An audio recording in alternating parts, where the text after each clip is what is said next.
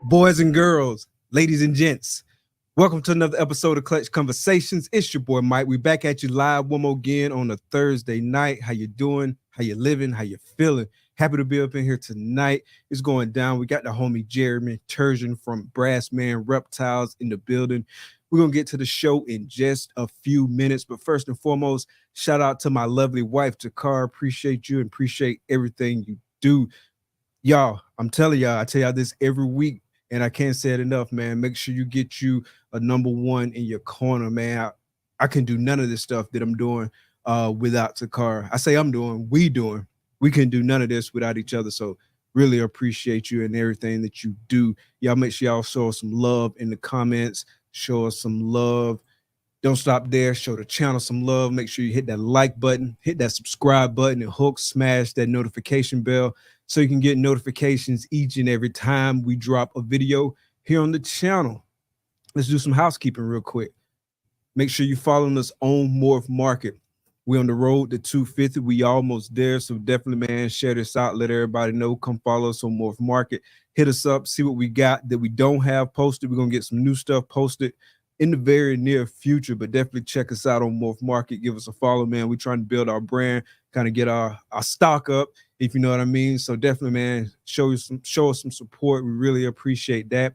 Make sure you follow us on Instagram on both pages, Herp Collectors and Clutch Conversations page. The Herp Collectors is the main OG page. The Clutch Conversations is the podcast page. So definitely make sure you follow us out there. Follow us on Facebook too, at Herp Collectors on Facebook. We really appreciate you following us there. And definitely don't forget to follow us on all the audio platforms. Clutch Conversations is available on all major podcast platforms. That's Apple Podcasts, Spotify Podcasts, and every other podcast platform that's relevant in the game. So definitely make sure you follow us out there.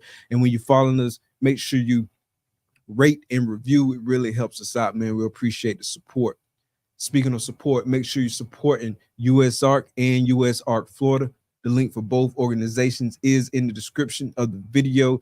Definitely drop a dono, get you a membership, do whatever you can do. Spread the word about both these organizations that's protecting our rights as reptile keepers. Super important that we support those who supporting us. So really appreciate it if y'all go out there and do what you can to support both organizations, USARK and USARK Florida. This Saturday is going down, Double Clutch episode 3. Me and the homie Matt from Ebony and Ivory Reptiles. We got our latest episode dropping this week, Morph Market Auctions on Trial, Savior or Slayer. Order in the court. This should be a real fun episode, so definitely come check us out. Hear what we think about this. We definitely want to hear what you think about it too. So, man, DM me, drop it in the chat here. Hit the homie Matt up. Let us know what you think, man. We'll try to incorporate some of that in the show. So definitely hit us up. Let us know what you think about that. Definitely come out and show us support. Speaking of support the sponsors too. We're going to kick these sponsor videos, then we'll be right back. Join KINOVA's Patreon today and unlock hundreds of hours of exclusive educational content designed to help you run a successful ball python business. Get insider information on the latest genetics, hot new combos, and market trends. Enjoy guidance from the world's leading ball python designer. Memberships are currently available up to the student tier, a tier that includes a 10% discount on all animals. Guys, I've been in this Patreon for over 3 years, and it's been worth every dime. Don't delay. Join the KINOVA Patreon today.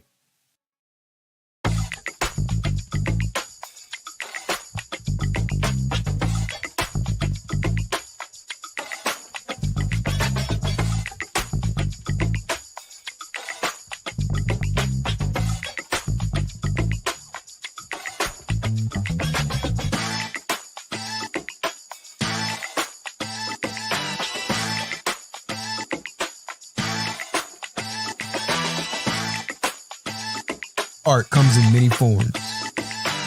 At Armless Angels, it comes to life.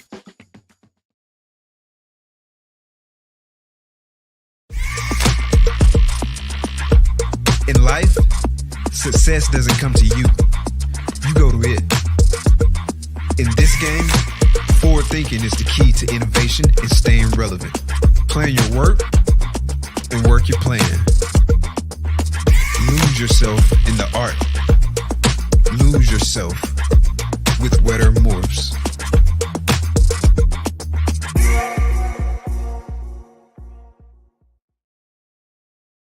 Shout out to the sponsors, man. Really appreciate y'all's support, man. Y'all make sure y'all supporting the sponsors. Join the KINOVA Patreon. Hit the homie Justin from Armless Angels up. Copper Snake. Hit the homie Unc up from Wetter Morph Constrictors and get you a snake too, man. Make sure you follow them everywhere that they at in social media. All the links are in the description of this video. Let's see what we got in the chat tonight. We got the homie Big Fred from MTZ Pythons in the building. What's good, homie? Appreciate you coming out. The big homie Keys, what's up? Appreciate you coming out, homie. Tom, Low Life Exotics in the building. What's good? Appreciate you coming out, homie. Wiz Constrictors, the homie Wiz in the building. Again, appreciate you coming out, brother. Arvin from Game of Odds, what's good, fam? Appreciate you coming out. What's good, Big Chris? Appreciate you coming out. Big Flexing in the building. Roll, what's good? RO 5.0. Appreciate you coming out, fam. See who else we got. We got the sis Nikki, aka Aunt Vicky, in the building. What's good? Appreciate you coming out. Another sis, what's good, Jen? Cigar City Exotics. Appreciate you coming out. Chad, what's good? Hyperspace Reptiles in the building. We got James in the building. What's good? Wifey in the building saying what's up to the chat. Appreciate you. John, what's good? More Forge in the building. Let's see who else we got. We got the Sultan of Support himself, the big homie Bosa from Bosa Reptiles. Appreciate you coming out. Hey, we're going to stop it right there. We're going to kick the intro, then we'll be right back.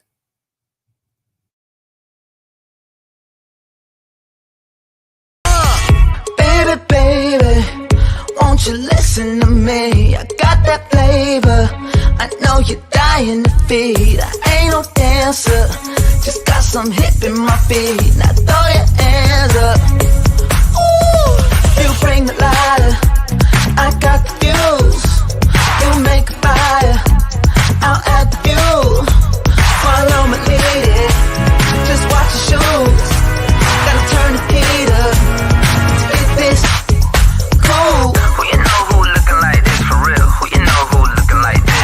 Who you know who looking like this for real? Who you know who looking like this? Who you know who looking like this for real? Who you know who looking like this? Who you know who looking like this for real? Who you know who looking like this?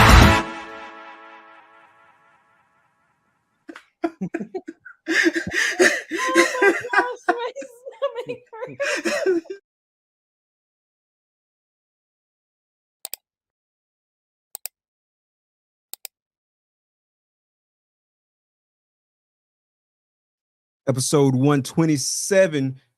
We got Jeremy in the building. What's up? What's up? What's up, bro? How you doing? I'm chilling, man. I can't complain, bro. How about you? Good, man. Same here. Staying busy, staying out of trouble, just doing my thing. Yeah, man. Yes, sir, man. It's good to finally get you on the show, man.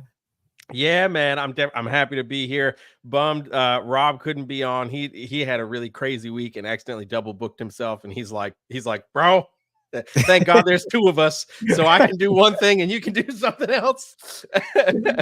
Yes, sir, man. There's strength in numbers, man. That's it. Get Rob on the show one day, man. But man, glad you're here. Yeah, absolutely. We have a blast. Yes, sir. I'm happy to be here, man, for sure. I remember when I first got in, like back in 2020, and like I was looking for like content and stuff like that. Y'all podcast was one of the first podcasts that I came across. And so I used to listen to it religiously. I still do listen to it. But like back then, like everything was so new. So I was just like soaking up everything. It was like, so thank y'all for doing that, because that helped me out a ton, man. Heck yeah, man. No, it's funny when I started the podcast originally, I was actually still in high school. I started the original Reptile Talk started back in like 2010-ish, maybe a little earlier, with myself and Steve Tillis down in Florida. And we were just two kids that happened to be connected to some bigger folks in the industry, and we were like, we want to take advantage of, having the relationships that we do and put these folks in front of everybody, because the reality was back then, unless you picked up the phone and got lucky to have them answer on the other end, you were never really going to hear from these guys. Like Barcheck was one of the only guys doing anything on YouTube. So we wanted to kind of take advantage of that. Like we could just call some of these guys up and be like, hey, like let's shoot the shit for an hour. So that was the initial inception of the Reptile Talk podcast. And then when Steve and I both went to college and we just couldn't keep up with it, so it ended up fading away. And then when I started at Nerd, I had a little bit more structure to my schedule. So I was like, I had originally reached out to Steve, but Steve, for those of you who don't know, Steve Tillis, Reptilis Herps, he's one of the leading researchers at the University of Florida on nidovirus. Oh, really? And yeah, man. I mean, like Steve is a genius. And I always joke with him. I say that his purpose being put on this planet Earth is to make me feel insignificant. So, but Steve is absolutely amazing. But when I decided to start the podcast back up, he was still pushing to get his doctorate's degree. So he's like, I don't have the time, like there's no way I can make that happen. And I was like, man, well, I really want to do this. And it's certainly, it was nice to be able to bounce things off of somebody else. So I went right to Rob and I was like, hey man, here's the deal. This is what I want to do. This is what I'm thinking. And I think it could be fun. And he was like, heck yeah, like let's go for it, and then we just dove right back into it. And I think it was even better coming back into it when we did, because podcasting as a whole was starting to pick up. And then Rob and I have both been doing this forever. So it was really easy to just start reaching out to folks and be like, hey, we'd love to chat with you for an hour, on this podcast thing. And yeah, this is just fun. So I'm happy that people have been listening to it for so long. It's crazy to think that it was all the way back then. I mean, I didn't realize it went back that far. That's dope. Yeah, man. Yeah. So it's cool, man, for sure. So I appreciate you checking it out back then. And hopefully other people have checked out some of those OG episodes too, and have gotten some info from those. Yeah, man. Yeah. Like I said, man, it did a lot for me. Like for me, when I first got in, obviously I didn't know a lot of people.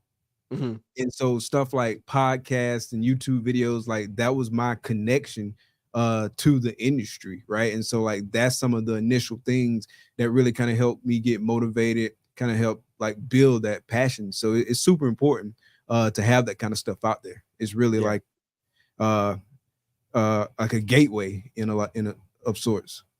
Yeah, for sure. And that's like, I think that's one of the great things about the modern age, and as popular as podcasting has become, like we're able to get a lot of that info out there. There's a lot of conversations that are happening with some great folks, really pushing new, insightful knowledge, and I think that it's invaluable now, because before it was, like I said, maybe you could find a podcast or a singular person with a YouTube video. Outside of that, it's like, okay, well, let me find a book that might be 20 years old and incredibly outdated. Or, maybe I'm going to get the chance to go to a bigger expo where one of these guys might be attending, and I can ask them questions for 5 minutes before I have to run away, So yeah, it's definitely cool to see how easily accessible knowledge is nowadays, for sure. 100%, man. It's a small world too, bro. So you say his name's Stephen Tillis, and he's currently at UF. He just graduated with his doctorate's degree. Okay. So yeah, he still does research in the lab. I'm not sure what his current affiliation with UF is, but every once in a while, he's not very active on social media, like at all. He is the hermit. But every once in a while, there'll be a barrage of stories of him in the lab, like doing all of these genetic sequences, and it's insane. And Yeah, I literally still to this day am like, you're only here to make me feel bad about my life choices. And is genetic stuff with reptiles or just in general? What's that? Is genetic stuff with reptiles or just in general? It's really like the genetic breakdown of nidoviruses. Like that's Okay, literally yeah, been you like said nido. the that's been like his major focus. But back when we were kids, man, I mean, he was breeding, and he still does breed numerous animals. He has an educational facility, the Archer Reptile Center, that's absolutely fantastic. He is a biosecurity guy, so he's all about going to see his place a couple of years ago was amazing. And he breeds some amazing reptiles too. Back in the day, he was breeding blood pythons and carpet pythons and the occasional ball python thing here or there. But when we were kids, that was the stuff that I wanted. You know, I was like, oh man, this is such a cool blood python or such a cool carpet python. I wish. He's like, I just hatched a clutch. And I'm like, all right, cool, bro. That's cool. Yeah, super small world, bro. And the reason I Yeah. say that is actually like twofold. Mhm. First and foremost, like we are in Gainesville, right? So he's like right in my backyard. So I'm Oh, gonna heck definitely yeah. have to look him up and look Yeah. at some of his work. And it's super timely too, because episode 4, at least tentatively, we're gonna do an episode talking about nidovirus. And so it'll be two birds, one stone.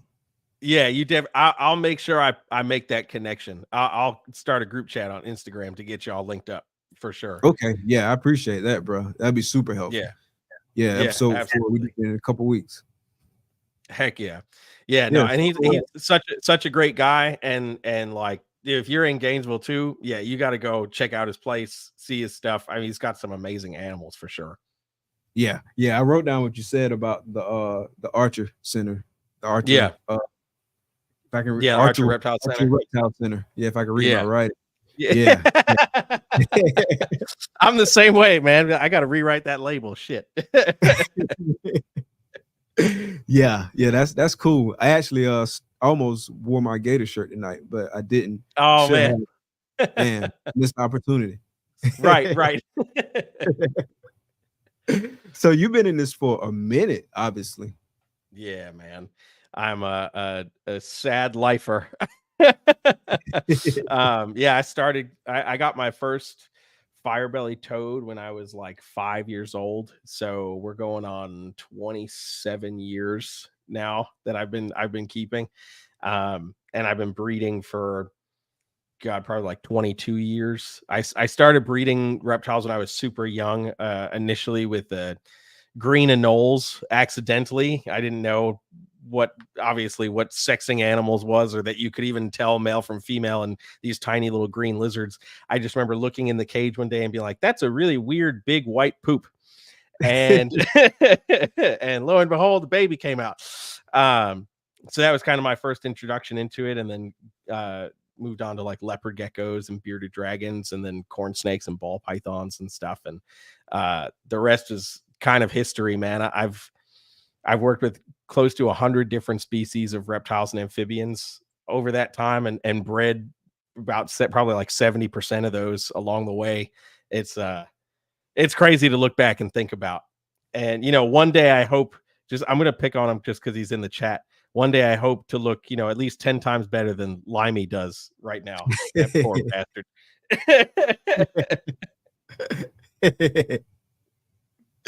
Yeah, that's a lot of species, bro. That's a lot. Yeah. Yeah, so, yeah, man. It is a lot. How many species are you keeping now? I think 15 or 16 15? species right now. Yeah. A lot of it's colubrid based. I have a lot of colubrid diversity. A lot of U.S. native colubrids. I certainly love the old world stuff, like Asian rat snakes and stuff like that. But because I have everything in one room, the temperatures just don't work well for old world colubrids. If I could have another space that I could keep cooler, it would be like game on. I'd have mandarin rat snakes and Mullendorfi and all those. I love all those things. These comments. Oh gosh. But yeah, so a lot of different colubrids. So we get like corn snakes, cow kings, Mexican black kings, San Luis Potosi kings, North Mexican pines, Cape Baja gopher snakes, jungle carpets, Brettles carpets, ball pythons, leopard geckos, crested geckos, gargoyle geckos, Chihuahua geckos. And the list just kind of goes on forever. At some point, my eyes starts to twitch and I ramble on and it's whatever. That's a lot. Like we've got a few species, but nowhere near that number, right? Yeah. So that's one of the things I was curious about. Like what are some of the challenges from a husbandry perspective with like managing like the unique needs of each of the different species? Yeah, I think that the most challenging thing, it's a little less challenging now because I do have a little bit more space than when I first started. I've always had a very diverse collection, even when I was in my teens, living with my folks. Before I moved out of my parents' house, I probably had like 150 animals in the house, from, I don't know, at max, probably like 35 different species at one time. The biggest challenge was temperatures. Really dialing in temperatures. Humidity is easy because you can just kind of create an ambient humidity and then just mist certain species accordingly that might need a little bit more, or provide humid hides. But temperatures, like I was saying with the old world colubrids, like really difficult to maintain those in a room that's just kind of jam packed with a lot of pythons and stuff that really does need that heat. Your temperatures are just naturally going to rise.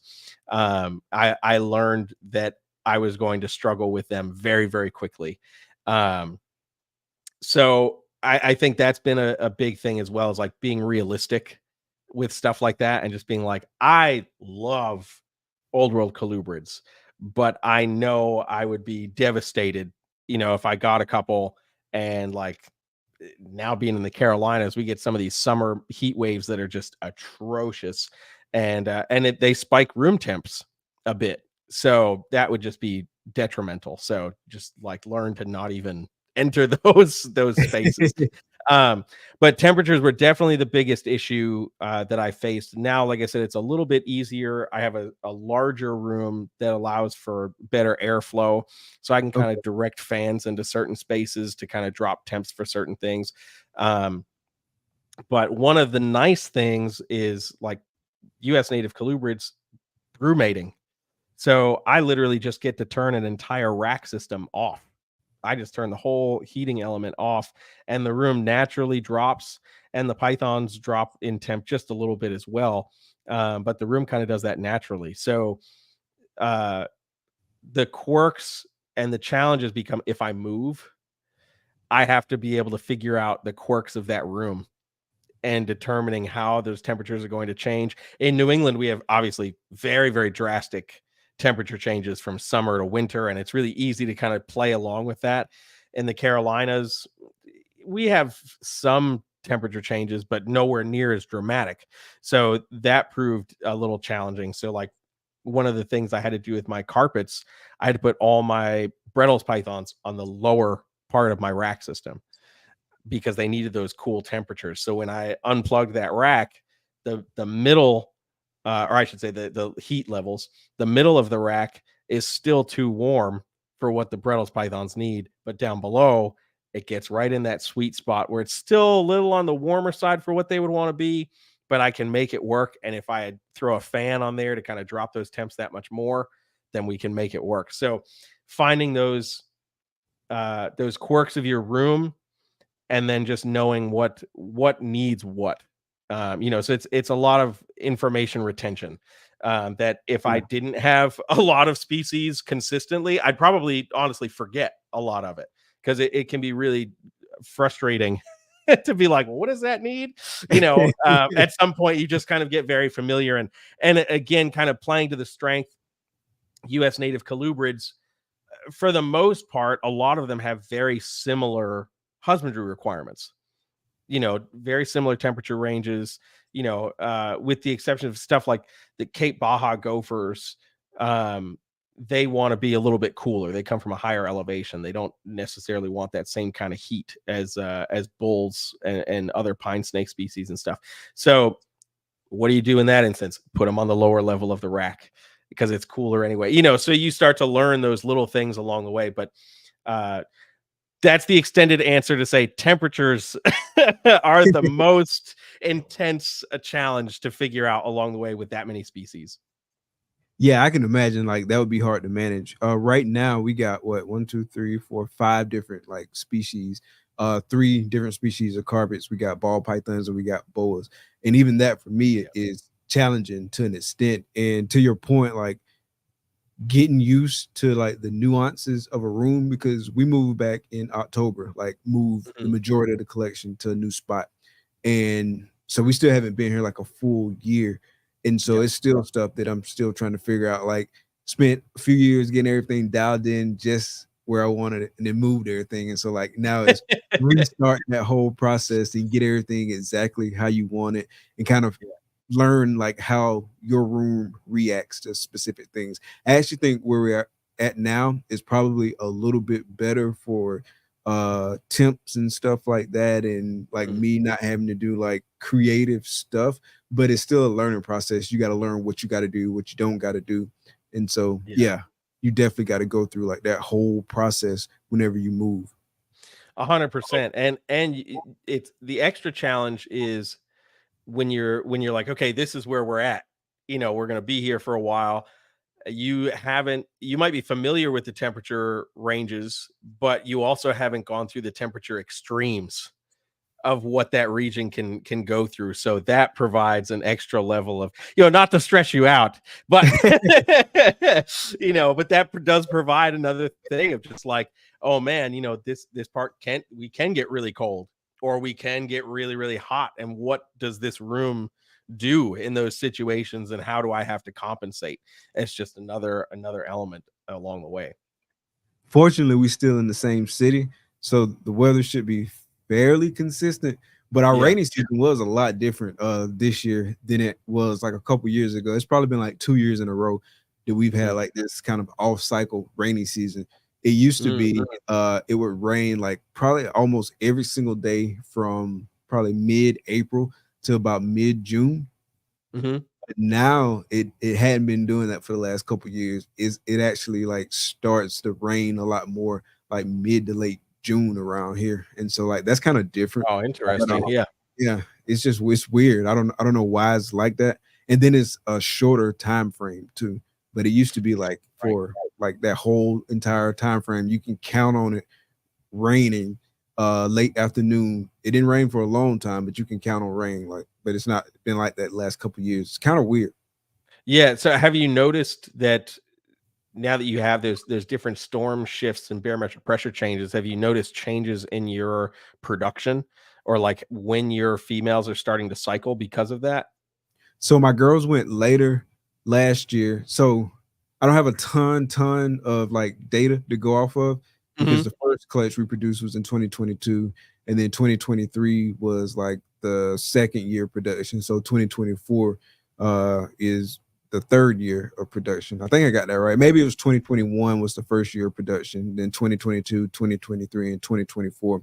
2021 and 2022 was a little bit earlier. 2023 was later, but it looks like 2024 is like even later. And I don't know if it's a function of like the barometric pressure, like you said, or if it's a function of us moving the collection, or maybe a little bit of both.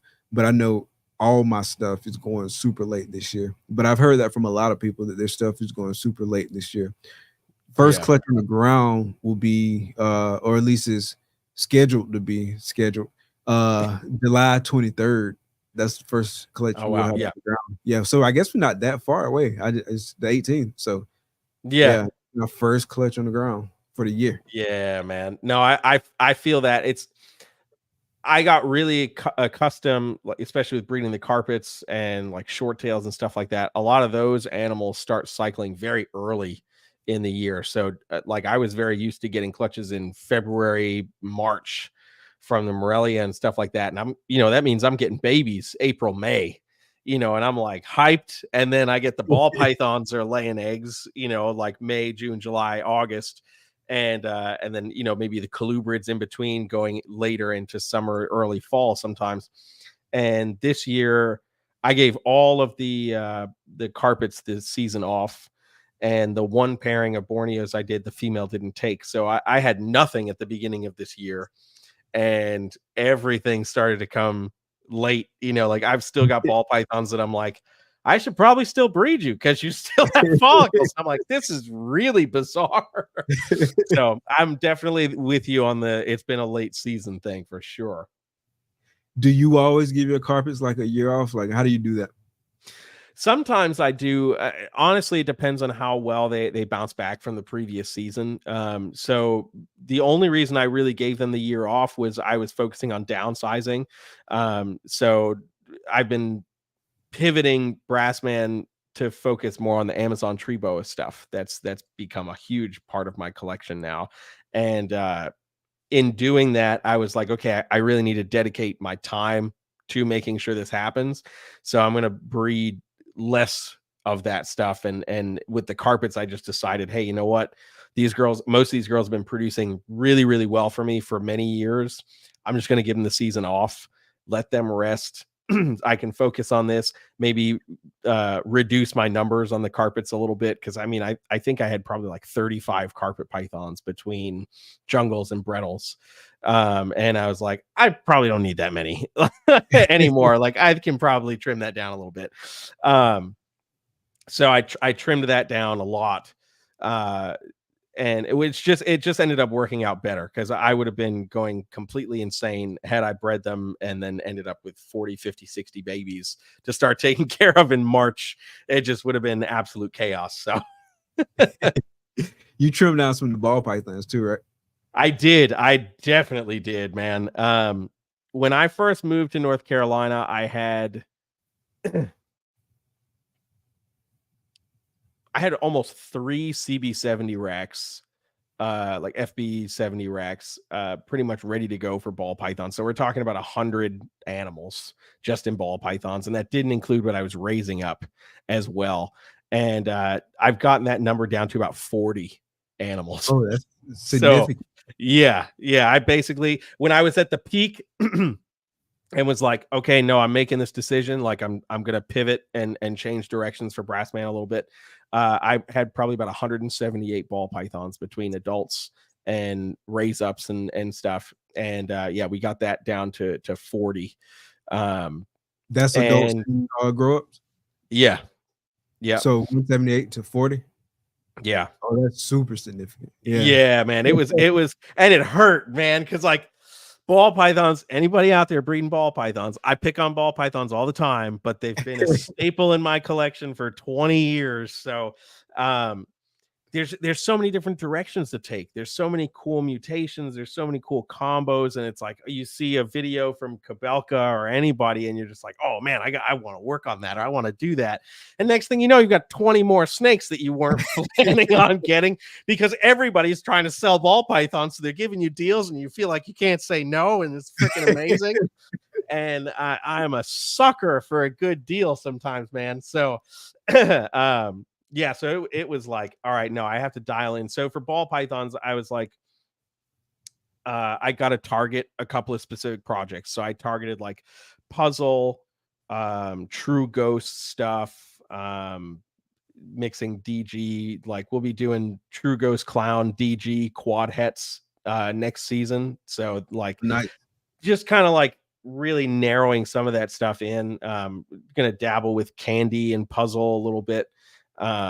So just some things that will keep me interested, but also will take up enough of my mental space where I don't feel like I need to get 150 more. So yeah, I mean, just working with the projects you're working with, you don't got to worry about FOMO too much. Yeah, exactly. So it's like, I'll be able to keep myself preoccupied with all the doubles and triples and quads, hets, so it's like, we'll be fine. So yeah, you get your fix. Yeah, exactly. So the Amazon tree boa collection, like how large is that? And kind of talk about like some of the different things that go in it. So is it a lot of morphs in that? I'm not familiar with the Amazon tree boas, hardly at all. Yeah. Morphs, or is it more like line breeding and like working on like specific traits and kind of like breeding that stuff, making it stronger? How's that work? Yeah, so it's honestly it's a little bit of both. So Amazons are still largely imported into the country. You can pretty much go to any reptile show and find one for $75, a little tiny import baby, or $100 for an imported adult. So there's not a whole heck of a lot understood about genetics within the species. So we know for sure there's like the tiger gene that's incomplete dominant. We know the red calico, those genes are kind of connected, red and calico, and it's widely accepted as recessive. I don't know if I totally subscribe to that theory. Just after talking with a bunch of people and after my own experiences in production. So there's the leopard gene that is recessive. We know that for a fact. The GCR hypo, which is incomplete dominant, the super form is leucistic, which is cool. What else? I'm probably forgetting a few, but then there's some naturally occurring color variations like yellow and bicolor and garden and Halloween. These are kind of naturally occurring, and if you know the lineage back far enough, you can kind of guess based on what you're pairing what your results are going to be. Of course, it's not foolproof, but if I take a bicolor animal and breed it to a bicolor animal that is multi-generational captive bred for bicolors, I'm pretty much just going to get a litter of bicolors. Maybe, one odd one in the bunch, but the majority of them will be bicolors. And there's some polygenic stuff as well. So like there you have the really anal guys that are like, well, it's not a true bicolor if there's even a single black speck on it. So I'm line breeding to get no black dots whatsoever, and there's a place for that, but I also don't subscribe to that. Like if it's got a couple black dots, it's not the end of the world, man. We don't call the banana ball python the polka dot ball just because it gets a couple black spots on it. So, but yeah, so there's a lot to kind of figure out with them. So, the collection grew really quick. It's really easy to get your hands on Amazons. And I started buying them when I was still working at Nerd. And then when I moved down here and decided maybe a year and a half ago now to really focus on them, we kind of exploded. And I'm also watching a friend's collection who is doing some research stuff out of the country, but we've got 50 Amazon tree boas right now. A bunch of different mutations, red calico stuff, tiger stuff, leopard stuff. I don't have any hypo stuff. That's on the list to get. Hypo recessive for them. That's incomplete dominant for them. Okay. Yeah, the super is leucistic, which is super cool. Dayton Croydon over at HD Arboreal, shout out to Dayton. He actually just produced a leucistic tiger Amazon, which to my knowledge is the first time it's ever been done. Is basically an all white snake, and you see very faintly the black striping from the tiger coming through. Okay. So we have no idea how that's going to look as it ages, if that black is going to come in more or if it will fade. We don't 100% know. So everything's like ground level, really, which is super exciting. But like, as I mentioned, people think like red calico is recessive kind of across the board. I mentioned I don't really subscribe to that. And the biggest reason is, I bred my male red calico Carnage that everybody freaks out about to a yellow tiger female that was captive bred, but to my knowledge, no calico lineage. And I got 100% red calico offspring. So that doesn't make any sense if it's supposed to be recessive. Yeah. Yeah. So now, does that mean somewhere in this female's lineage, there could have been in the wild caught lineage, maybe red calico floating around, and it's one of those like non-existent hets that just pops back up, a couple generations later, who knows, or just carries on, who knows. But even then, yeah, 100%. Damn, I just crushed the odds. Yeah. Like, and the ball python guys were like, yeah, get out of ball pythons and do these tree worms. That's going to be better for you. So it's really interesting. It's really exciting.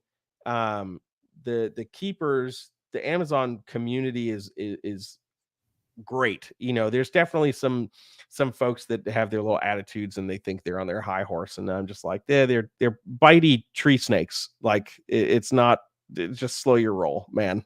Like it's cool. They are pretty bitey. They can be pretty bitey. That being said, my captive bred stuff, I can go right into enclosures and pick them up with no issues at all. My imported stuff, once they're out, they're fine, but they're very much defensive right from jump. And I first kept Amazons back in 2015 when I had no idea what the hell I was doing. And was just like, that just looks cool. I want a few of them. And had no idea what I was doing, but they were all imports, freaking 15, 17 years ago. So nobody wanted to touch them. They were like, nah, they just bite. This is a terrible idea. Here's a ball python,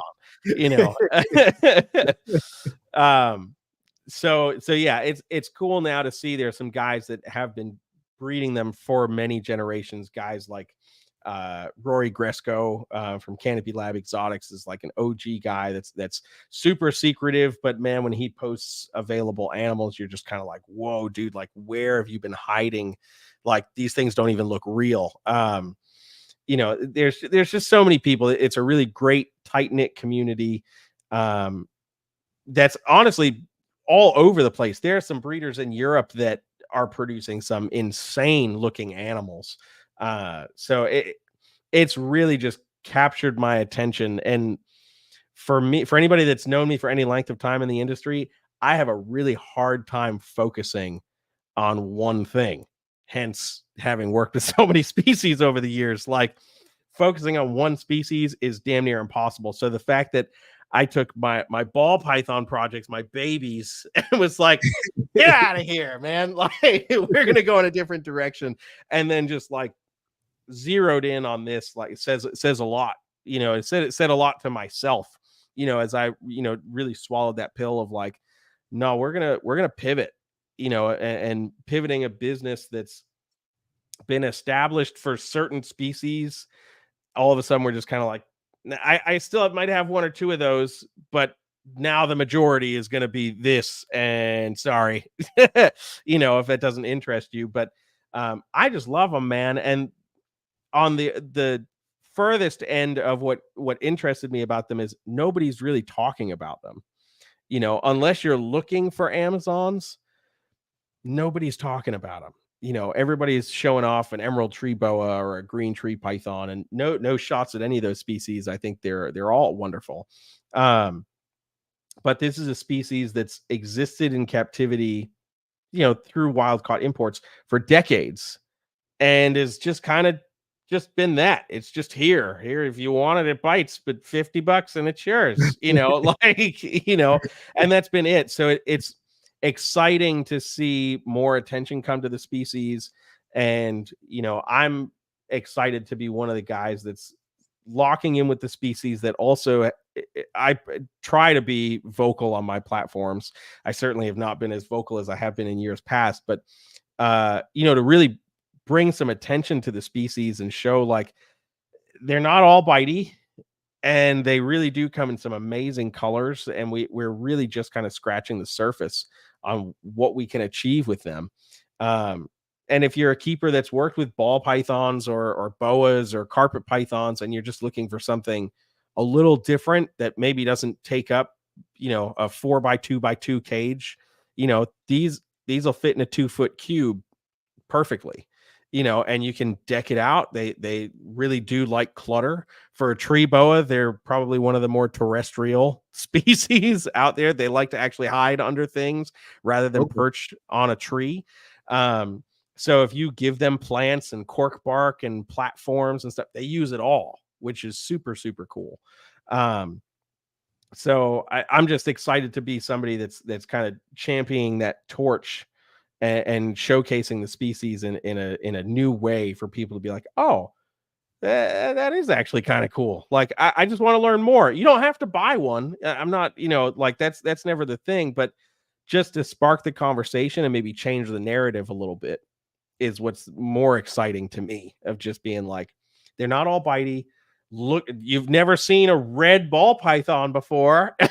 Like, like, we've got some cool colors, we've got some cool things, and like, just look at it. You don't have to buy it. I might not even want you to buy it. Just look at it. Stare at it. That's all I want you to do right now.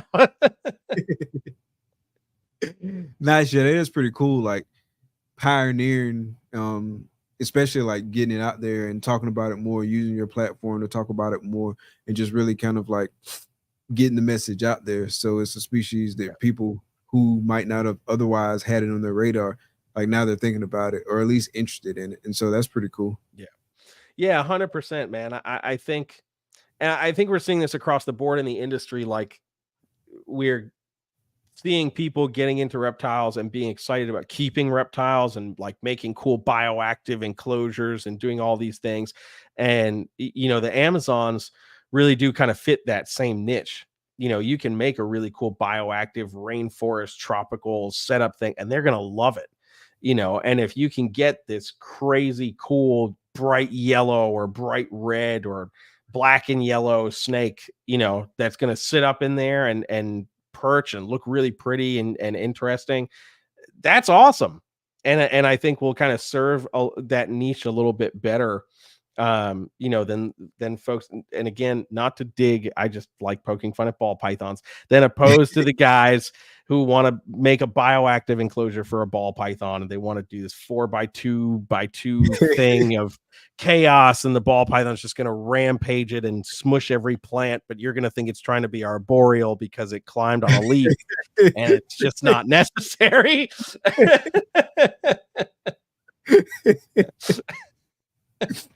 So how many litters have you produced so far? So we did 2 litters last year. I was on track to do 4 litters this year, but only 2 girls are moving forward. So, so 2 litters this year. Which boas. The one thing I've learned, especially breeding boas in the past, is boas will break your heart, man. Like, they will just reabsorb out of nowhere and not tell you why. So, so that kind of sucks. But yeah, so we'll do, it looks like another 2 litters this year, and then going into 2025, I'll have a dozen females ready to breed. So hopefully we do more than 2 litters in 2025. My goal with 12 females ready to breed, my goal would be like about 8 litters for 2025. Okay. Yeah. Okay. So with the Amazon tree boas, like I was told, with the boas, it's like 1-to-1, like for the males and females. So do you have to have like 12 males for the 12 females, or can you do kind of like you do with ball pythons and spread one male to multiple females with that species?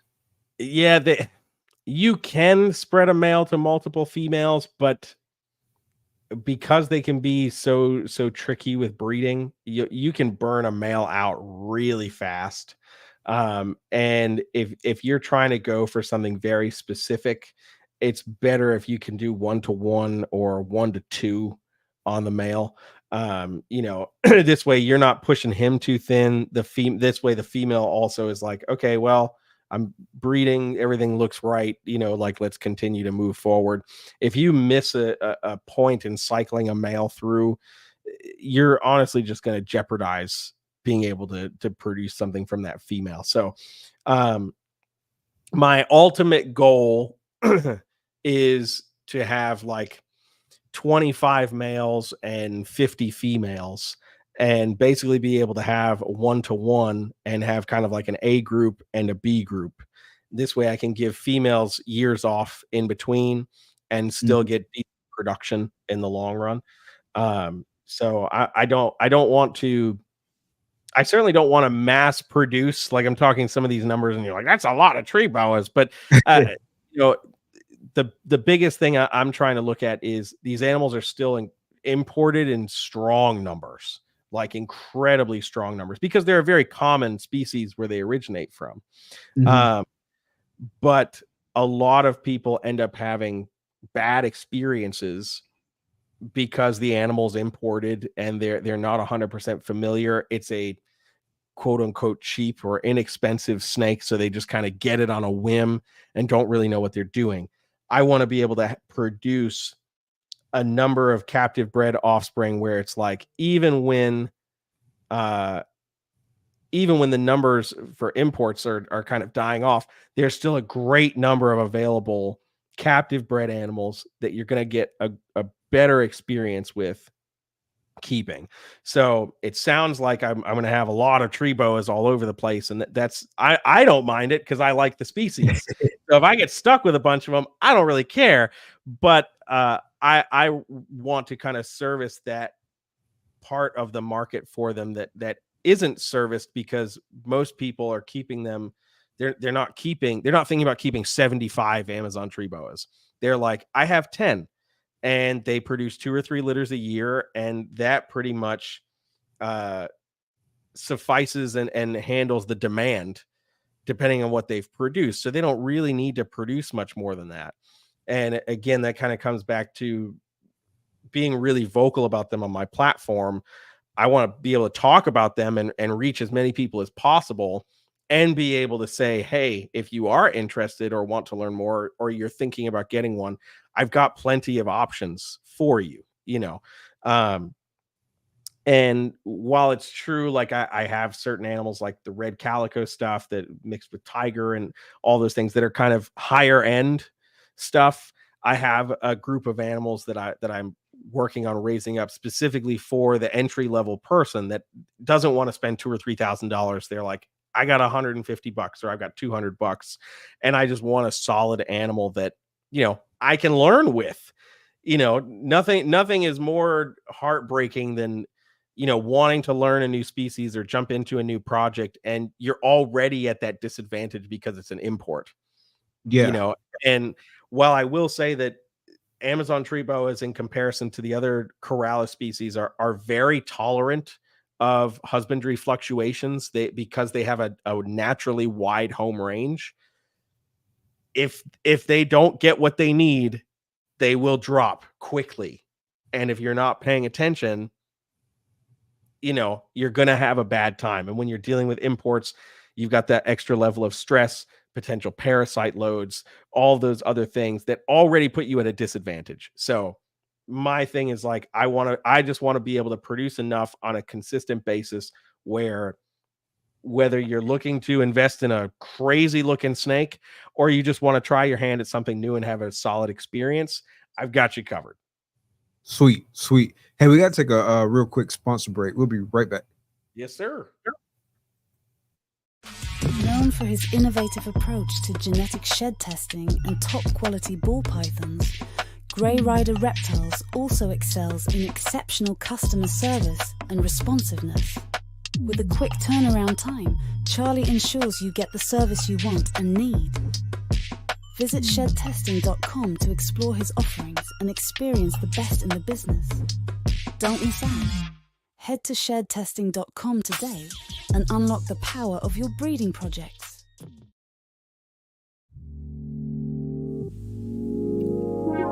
Peace and love, family. We invite you into the heart of our serenity, Ancestral Royal Pythons. At Ancestral Royal Pythons, we're not just breeders, we're nurturers of love and growth.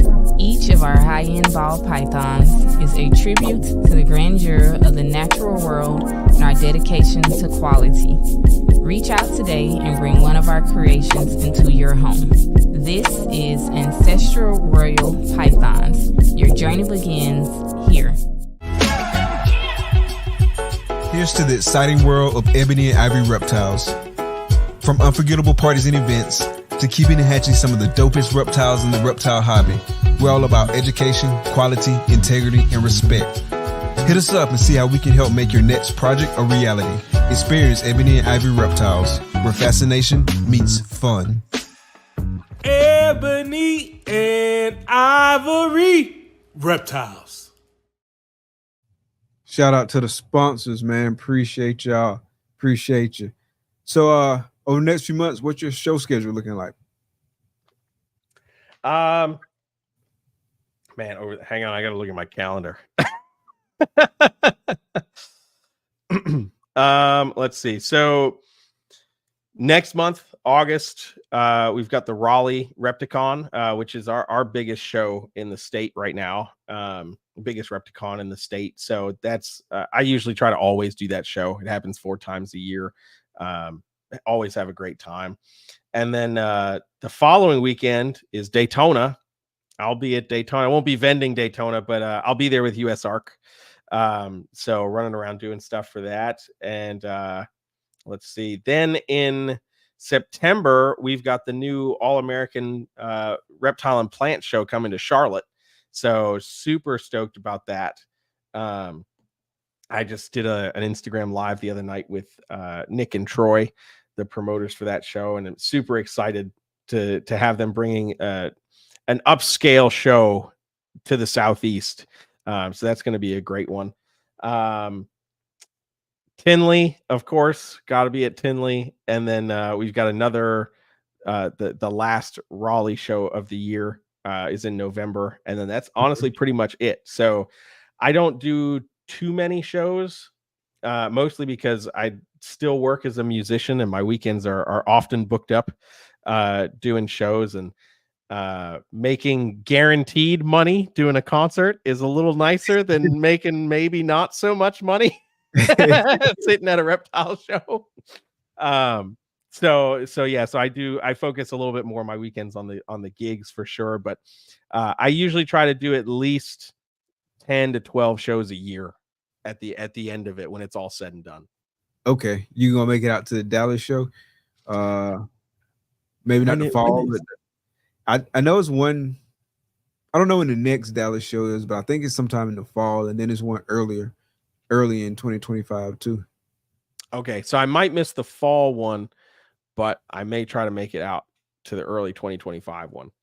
Same here. I'm probably pretty certain to miss the fall one, but I would like to make it to the early 2025 one. We'll see. Yeah, absolutely. It's like you kind of got to play some of that stuff by ear, like when stuff starts panning out. But yeah, like right now, by all accounts, I'm gonna try to be making that one. Yeah. I've never been to a show in Texas ever. Me either. So Yeah, so it's definitely on the list for sure. This year was the first time I got out to the California shows, the super shows, in Pomona, and the one in January and the one that just happened in June, the LA Pet Fair. Oh man, those shows are massive, and I'm not. If I'm going to vend a show, I'm probably going to drive it. I don't like the idea of like flying, get my snakes, make sure they've survived the shipment and whatever. That doesn't really interest me all that much. But I had said to myself for the longest, like, I gotta experience the super show, you know.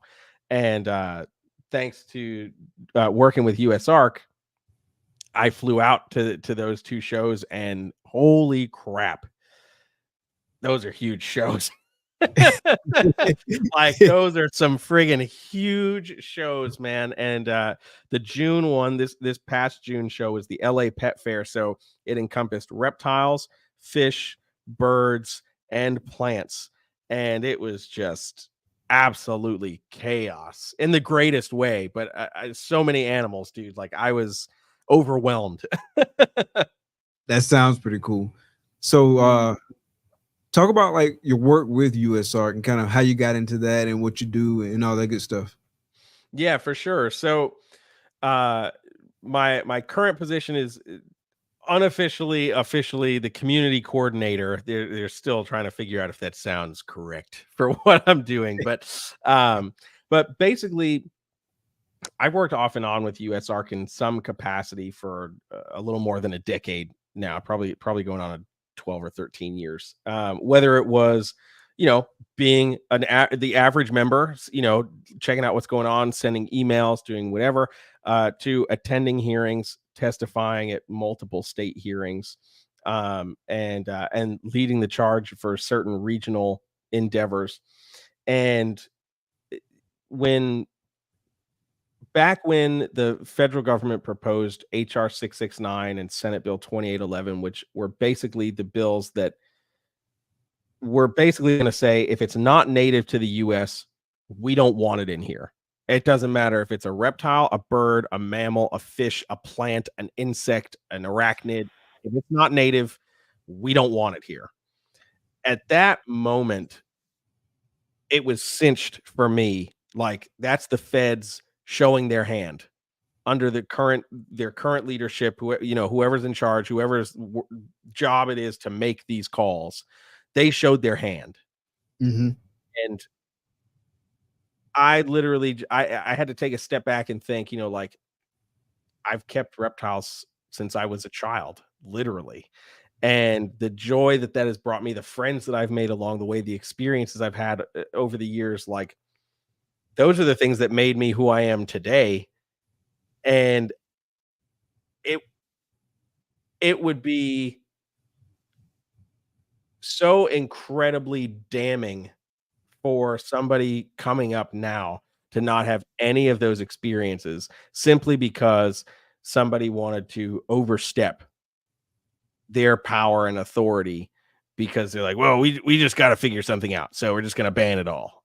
And then, you lose the next potential environmental scientist, the next herpetologist, the next worker for the Audubon Society. Like, you lose all these potential great things. So that was really what cinched me, like, locking in with USARK really hard. I got connected with Phil very early on when he first came into USARK and was basically like, hey, anything you need, like, let me know. I reside in New England.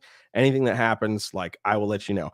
And fortunately, coming up in Massachusetts, with the New England Herp Society under the leadership of Kurt Schatzel, there was a really great relationship established with Mass Fish and Wildlife and the New England Herpetological Society. So Massachusetts was one of the only states that actually got more species allowed to be kept because of that relationship. And again, that was just another realization of, like, no, you really can make a difference if you align yourself correctly. So it's probably like a year and change ago, I started thinking and just looking at USARK as a whole. And I was like, obviously the organization is doing great things. If it was unsuccessful, the industry wouldn't exist, period. Like, we would have been taken out a long time ago. Right. And I was like, well, what is it missing? What are some key elements that are missing? And for the longest time,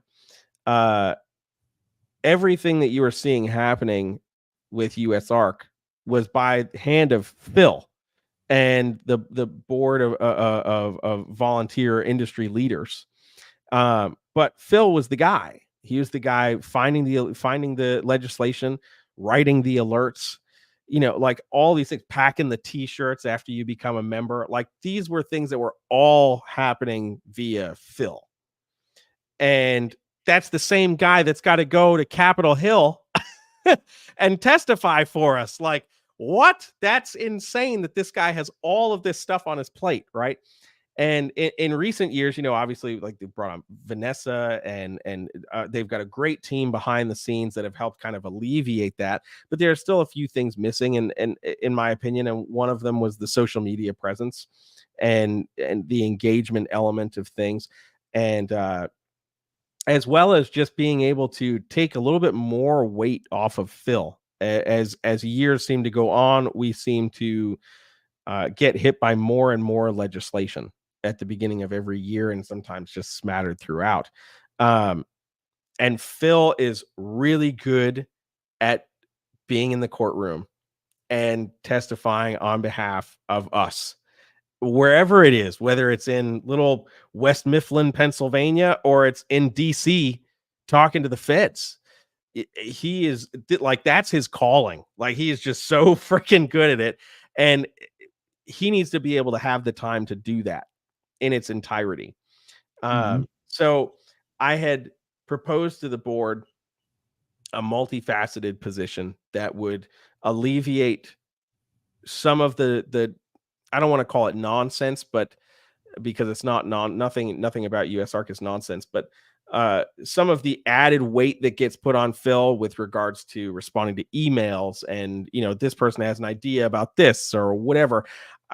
So this position is another element to remove some of that burden from Phil, as well as focus some more time on social media and understanding where that demographic lies and how we can get that information out to people in an easily digestible way, an engaging way, which is very challenging when you're talking about legal mumbo jumbo, you know, and stuff nobody wants to discuss, you know. And it's like, yeah, in subsection 6, paragraph 9, line 3, this is what we're talking about. Nobody wants to look at that or read that, or they're lost after you said subsection. It's bad, you know. I tell a squiggly like icon. Yeah, exactly. You lost that squiggles, bro. Yeah. Exactly.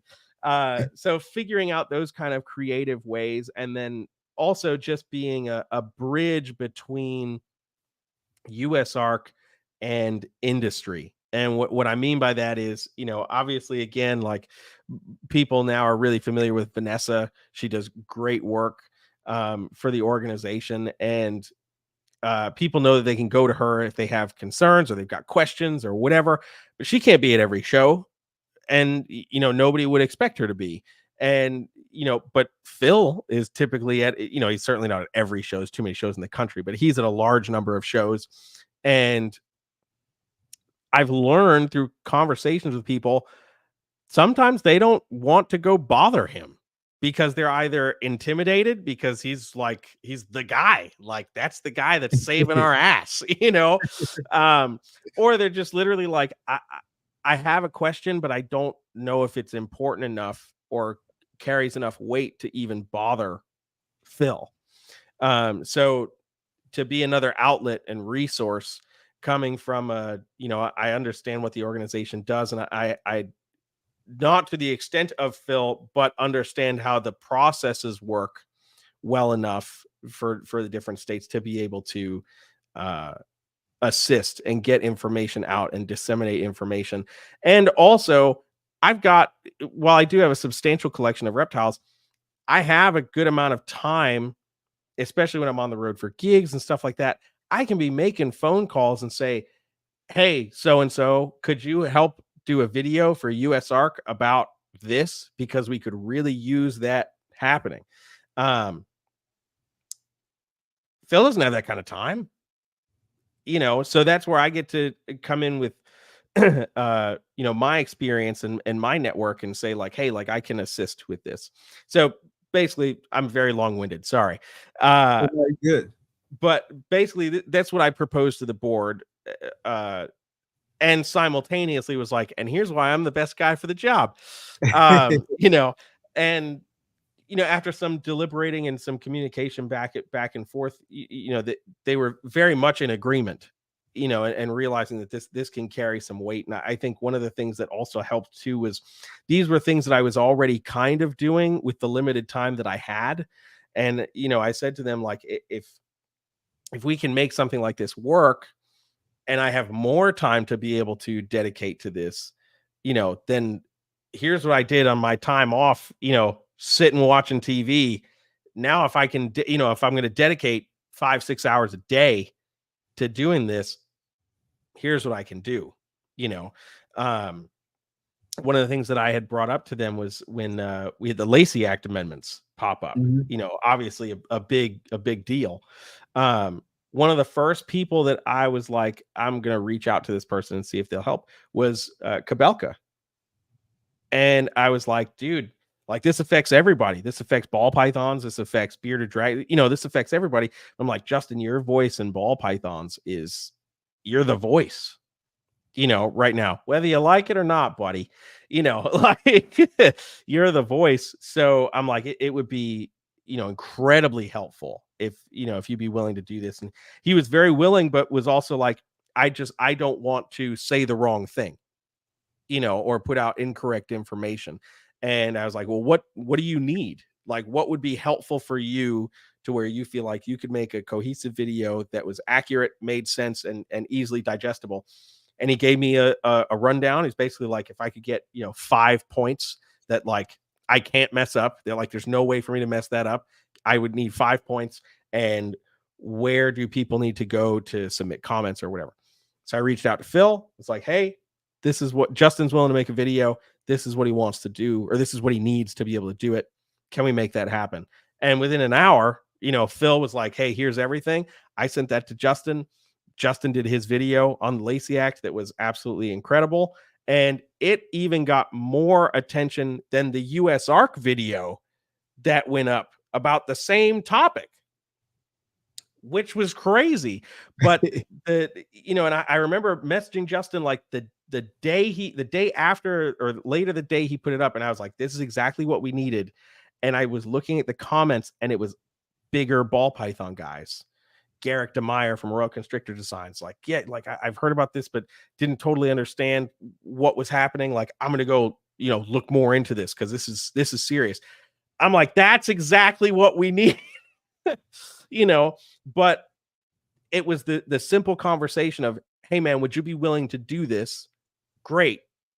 What do you need to be able to do it so that you feel confident in what you're saying? Because I understand you don't want to say the wrong thing and right. And potentially mess that up. But let's get you that information so that we can utilize your platform that helps. That's now going to literally help everybody, not just the people who want to learn how to make pretty snakes. So, so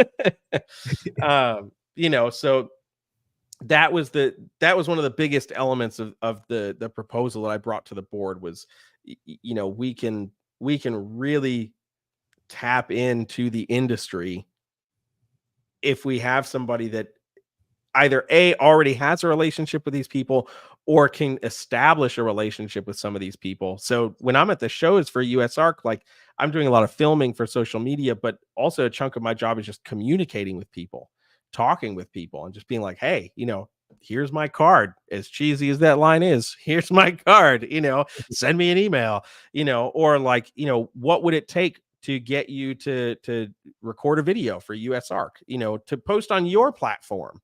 Not just us. We're talking about what we do all the time, but what can we do for you to help you feel confident to say, hey, you know what? I want to do a 5-minute video talking about this that's going on. What do you need to make that actually happen? And let's make it happen.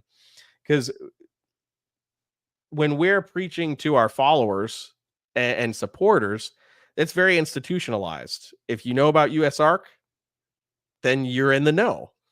If you don't, then you don't know.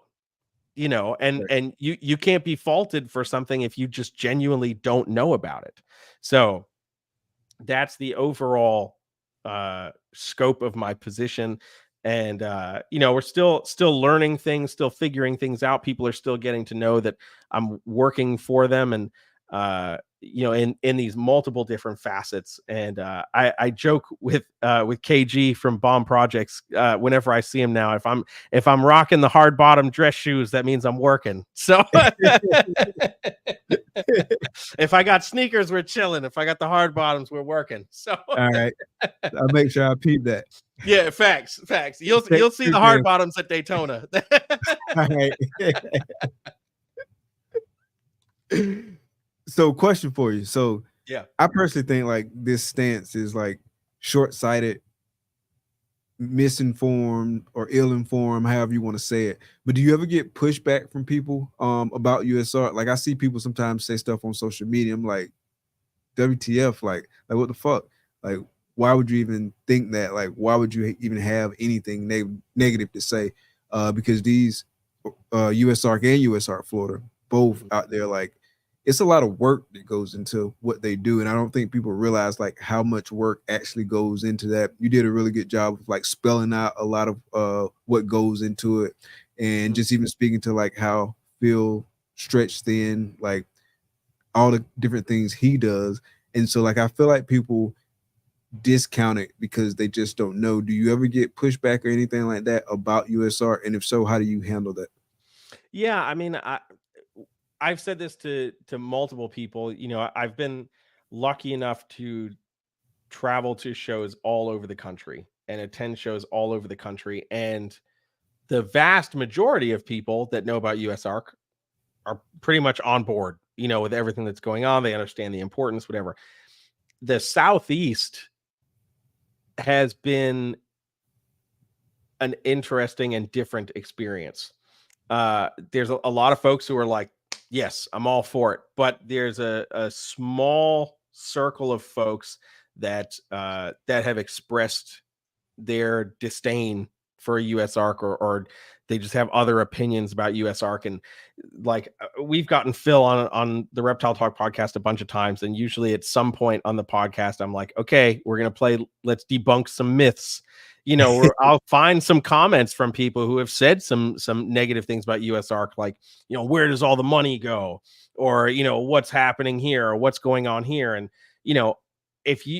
I'm directly asking the president of the organization what's going on, and if that's not enough for you, then I don't know what else I can do at that point.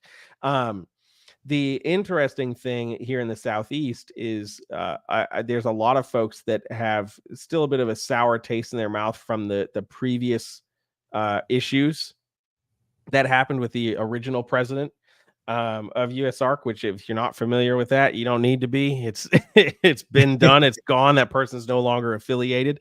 And the interesting thing with that is, Phil has been the president of USARK now for over 10 years. So we're not talking about something that happened, last year that everybody's still butthurt about. This is like a grudge that's been held for 10 years, which blows my mind.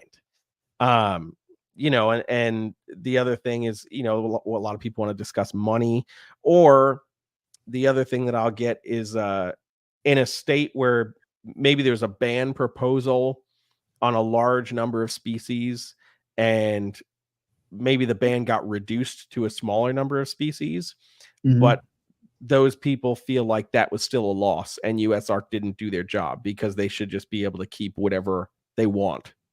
And I've met with those kinds of people a lot. Even before I took the position with USARK, I met a handful of those people. And typically my response is this: if you're wondering where the money goes, USARK posts all of their financials. They have to, legally. Right. It's on the website. And they actually post more than what is required to be posted. So if you've got questions about where the money goes, it's all right there. You can check it.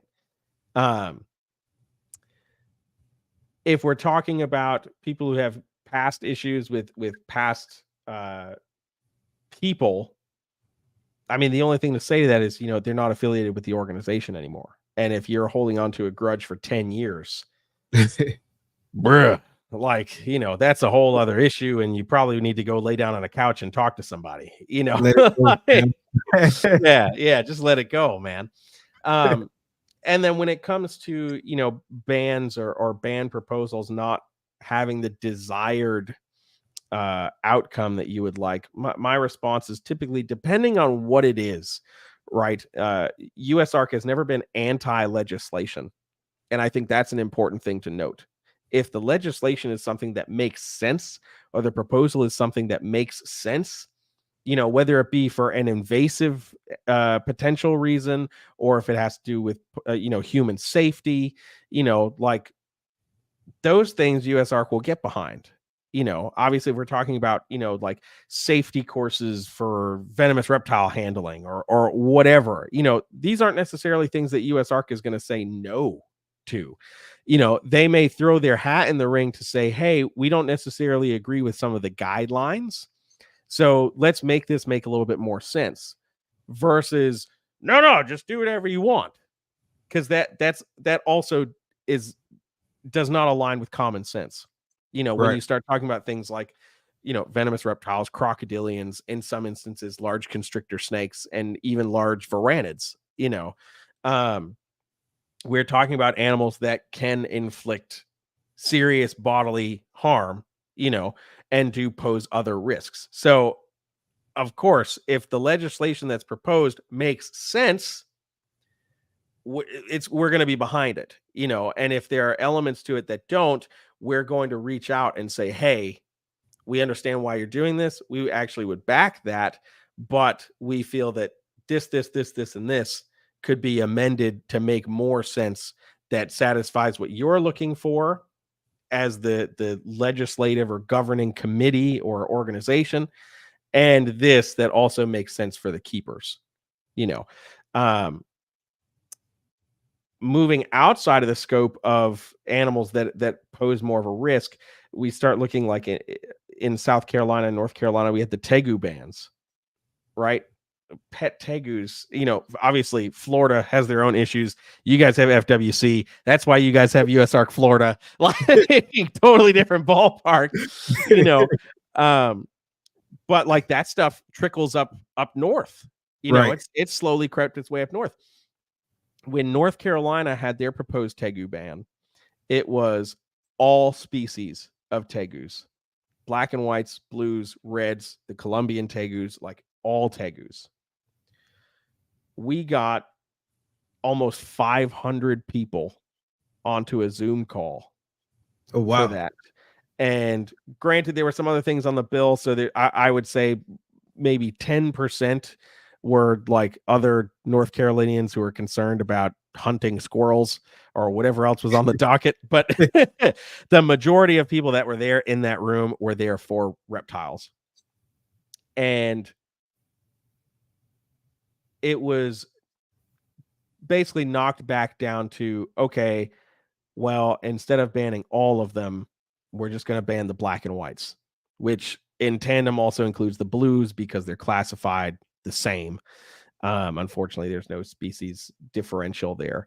But some people were upset by that we didn't get it eliminated in its totality. And my thing was, of course, does it suck? Yes, because black and whites are the most popular pet species of tegu, for sure. But you also have to understand that that's also one of the reasons why that species was even being talked about in the first place, is because they are such a commonly kept species. So if there is one that's going to pose a potential risk, that's going to be the one, even though it's not going to. The other element that's kind of in tandem with that is you have to show up. And there are some folks that have talked to me about, their frustration with how certain things went down in their state. And I'm like, well, I know for a fact that you were never in attendance for any of those meetings. So when the 4 people that were did their damnedest to make sure that something didn't pass, but you were sitting on your couch and couldn't be bothered, you can't be mad. You literally just cannot be mad at that. You did not do all you could do. And for me, when it comes to stuff like that, I am going to have one of 2 responses. Depending on how the person is coming at it with me, I'm just going to kind of nod my head and just kind of let it go.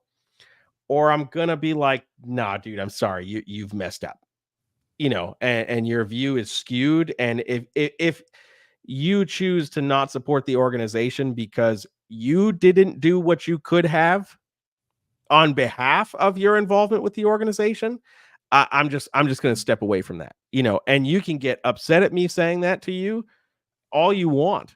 But the reality is, I mean, dude, in some instances, we're talking about, I had to drive a half an hour.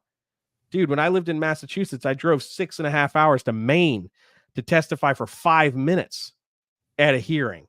Like, if this is what you do, if this is how you pay your bills, if this is what generates joy in your life, not even income, if this provides you with joy, and you can't be bothered to send an email, make a phone call, show up to a hearing,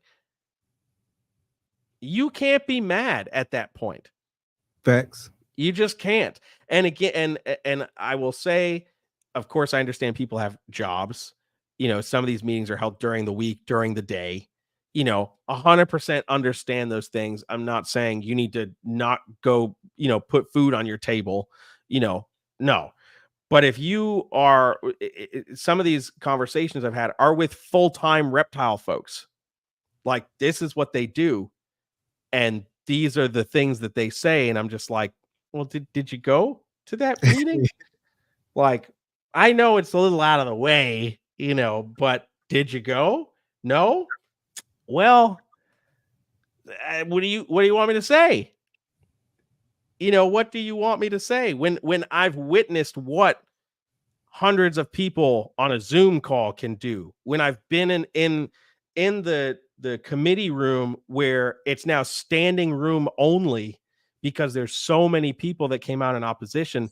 And I get it. You're going to drive for a couple of hours and you might not even get to speak. Or if you get to speak, it's only for 2 minutes. I understand. But sometimes your attendance alone is enough to get whatever is proposed knocked off the table. If you think about some of these committees that hear these proposals, some of them, if we're talking like maybe smaller city or state things, they're used to maybe 5, 10, maybe 15 people showing up in either, approval or opposition for something. You get 50, 60, 100 people for some snakes. Yeah, they take notice. For some snakes, they're going to be like, wait, what the heck is going on? Where are all you weirdos coming from? Like, it makes such a huge difference. And it honestly just kind of boggles my mind when it doesn't click for folks, so I've definitely met a little pushback. But I will say this: I had more pushback when I announced I was going to manage Nerd than I did when I was going to take a position at USARK. So it's not that bad.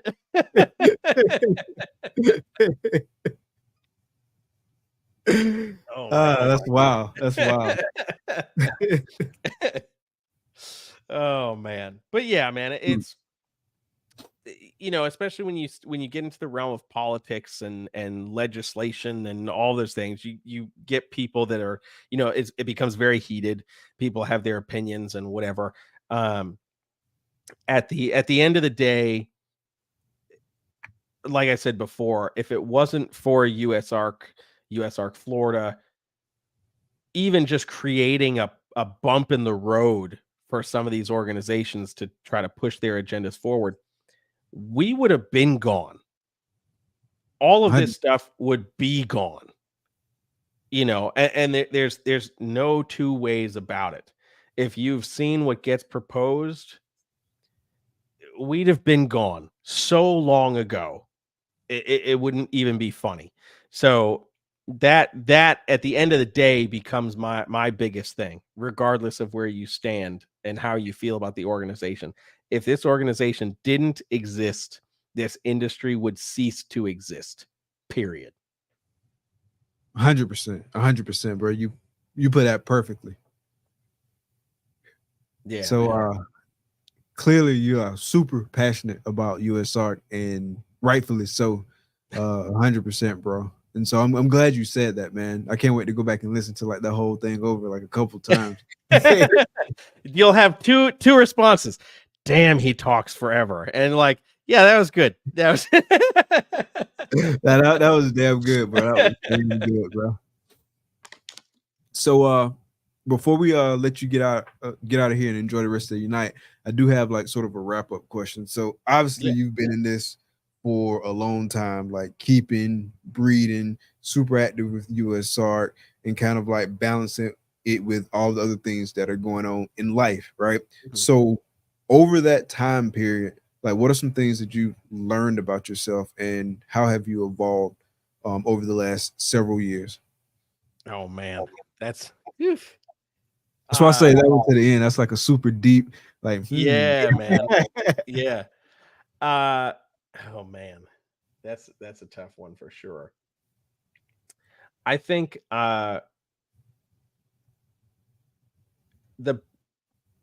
so I've had two kind of key words kind of pop up in my life kind of throughout everything, both with Reptiles, balancing the music career and all those things. And one of those is resiliency. And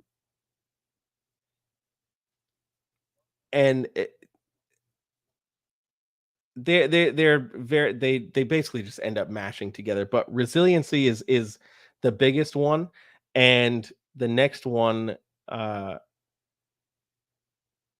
is change. And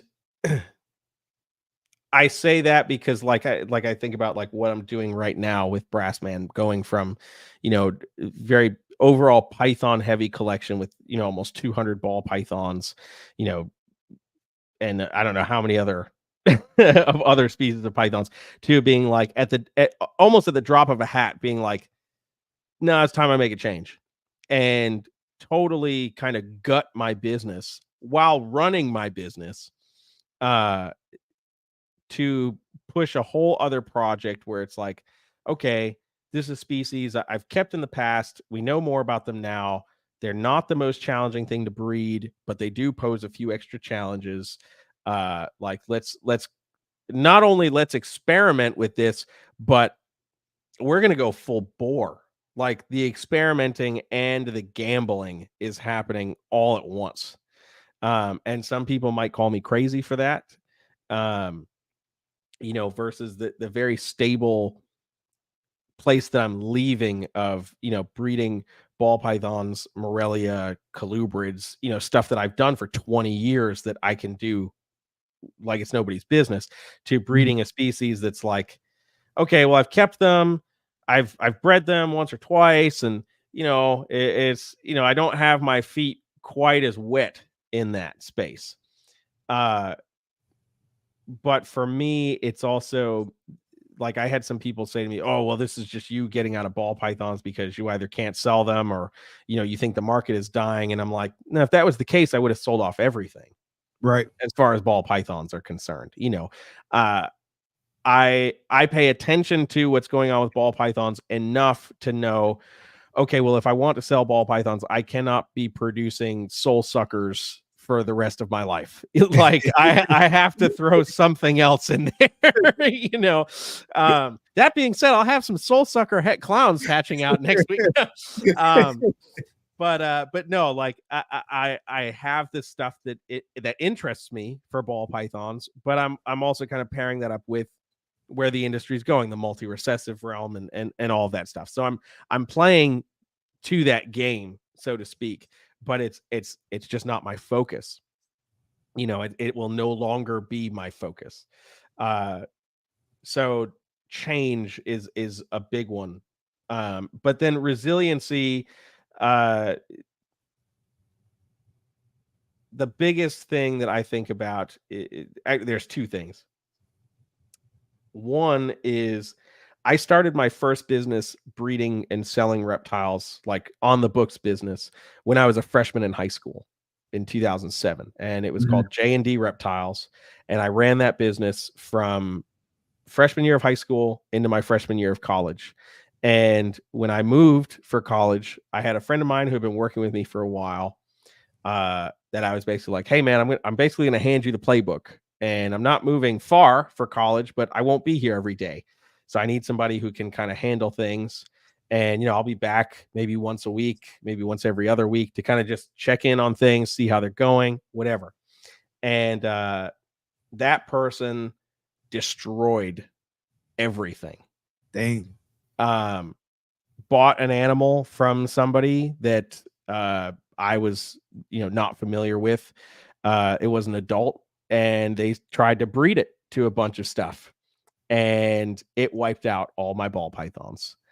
And back then we didn't know what Nido was, but I'd be willing to bet you money it was Nido, because it wiped out only my ball pythons. But at the time I had maybe 80 grand sitting in ball pythons. I had like pastel double het axanthic pieds, back in, we're talking like 2010, 2011, like there was still a good chunk of money in some of that stuff. Like I spent I don't know, 8 or 10 grand with Kevin, on a bunch of stuff from Nerd, all that stuff just gone. Appreciate that, Scott. Hit that like hey. And basically that, mind you, I'm in college, while my business is, literally falling apart, and basically tried to get a handle on that, realized like there's no way I'm going to be able to maintain even really what I have left, to try to salvage anything. I'm in school. I'm 100+ miles away. Like I gotta just figure something out. And went from, I was probably 150, 160 adult animals to 10 animals in total. And those are just kind of like my 10 pets that my folks could easily take care of while I was away and whatever. And, I had threats of like lawsuits and all this chaos and nonsense. And I basically went underground for a while. Like I deleted all of my social media that had anything to do with J&D Reptiles. Like it was like gone, done. And I had people, I wasn't very vocal about what was going on and why things were happening the way they were happening. I was just like, hey, just life, has happened and whatever. Cause I was just not there, like mentally. I just, like it was ridiculous. And I kind of went dark for a little while. And then when I moved back to my hometown, I got a teaching gig. And when I started making some decent money again, I was like, I think I'll get a couple more snakes and kind of dabble in this. And we all know where that leads you. So, so very quickly built up a collection of 50, 60 snakes, and then I remember I was at Tinley. I don't remember what year this was, probably 2016. So a couple of years had gone by, where I was kind of underground. I was at Tinley and I bid on a snake at the US Arc auction, and I'd known Phil already for a few years, and he said I got the snake. So he said, sold, thank you, Brassman, because he knew that I played trumpet. And that's where Brassman Reptiles came from. Because people just called me Brassman for the rest of that weekend. Even the people who had no idea who I was. They were like, hey, you're the Brassman, right? Nice. Yeah. So it just kind of stuck. And so that's when I was like, okay, maybe we're gonna do something with that. Building up to where everything has gone now, certainly my time at Nerd really helped kind of promote the brand and build the brand a little bit just by being there, but then leaving, and fully going out on my own, to successfully being like, hey man, I'm paying the bills selling snakes, man. Like this feels kind of nice. Like we're doing all right, dude.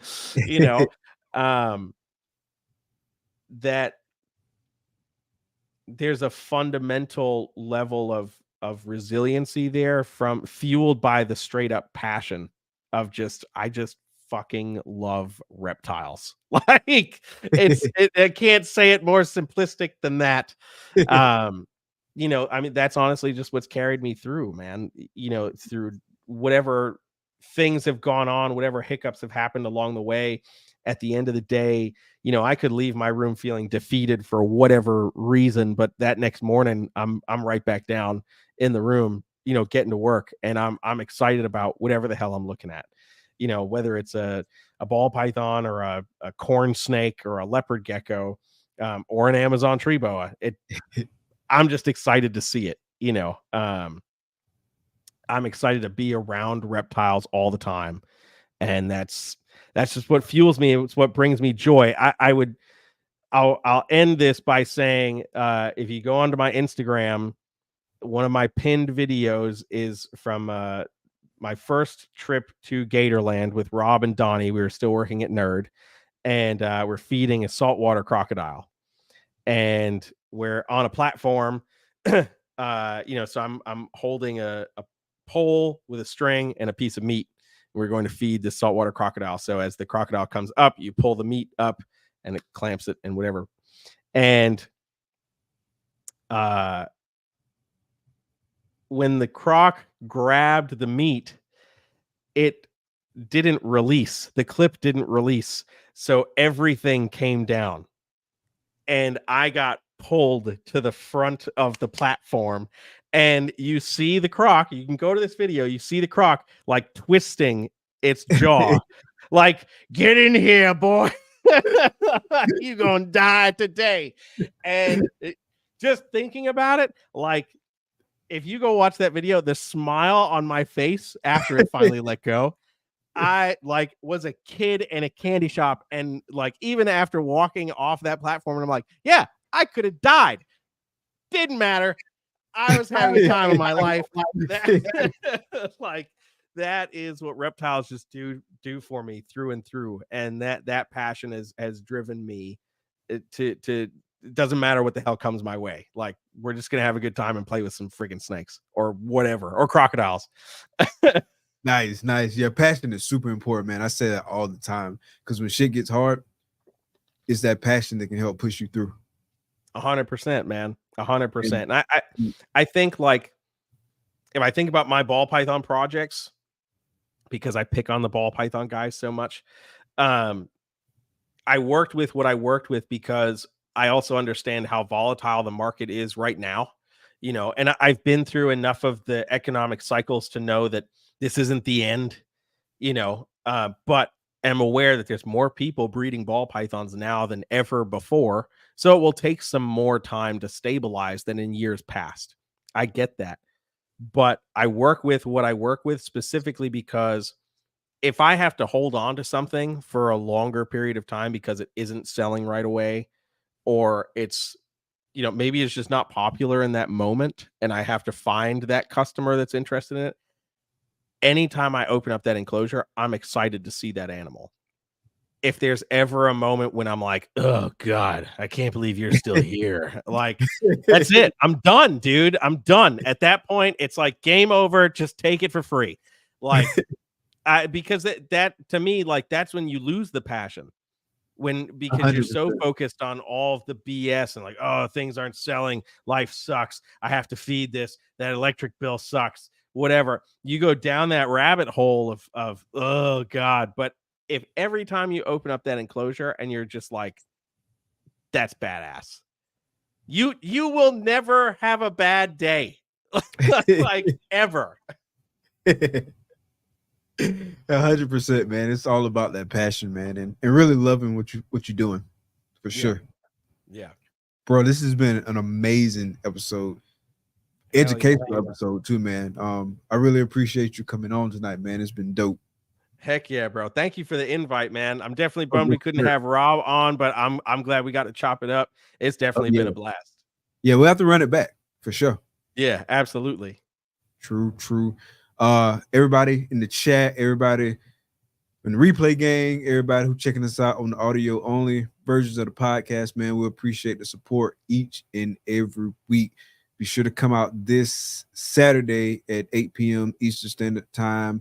We got episode 3 of Double Clutch, Morph Market auctions on trial, Savior or Slayer. That's going to be super dope. So definitely come through. Check that out. We got some surprises for you on that, man. But we appreciate y'all rocking with us each and every week, like I said, man. But that's it for tonight. Jeremy, can you hang around for a few minutes? Yeah, absolutely. All right, boss, man. All right. Thank y'all for coming out. Be blessed. Peace. Let me find my stuff here. Trip.